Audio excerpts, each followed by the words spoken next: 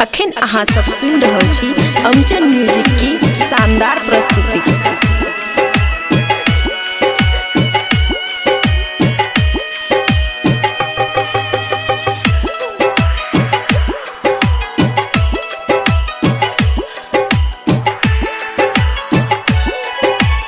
खुशी recording studio बलुआहा। छोड़ के जे जइबू हमके ससुरा तू चहल जीना पाइबे गोरी।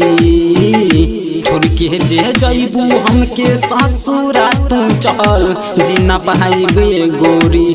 जहर जुदाई के खाके महर जाइब जीना पाइबे गोरी।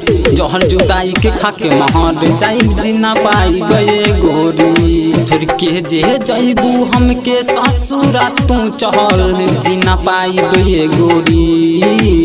छोड़ के जे जइबू हमके ससुरा तू चहल जीना पाइबे गोरी। जहर जुदाई के खाके महर जाइब जीना पाइबे गोरी।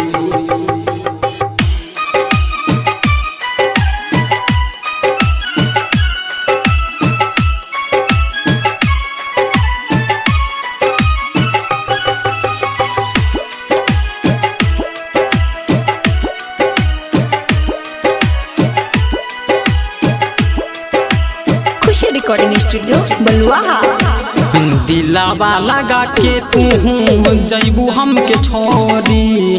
तोहरा बिना कैसे जियब सुहुना ये गोरी।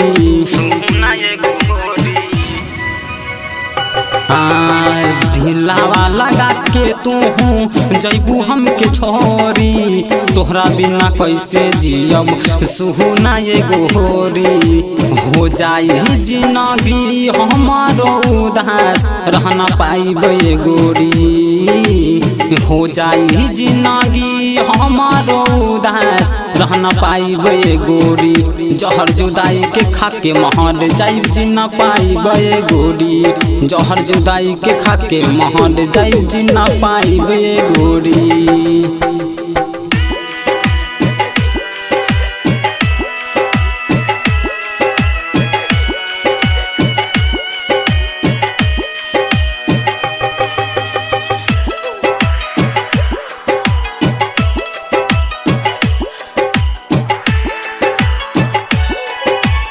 खुशी रिकॉर्डिंग स्टूडियो बलुआहा।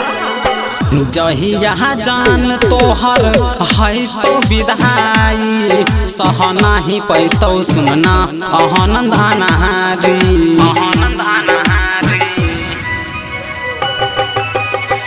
जहिया जान है तो तोहर विदाई सह नाही पैतौ सुनना आनंद अनहारी।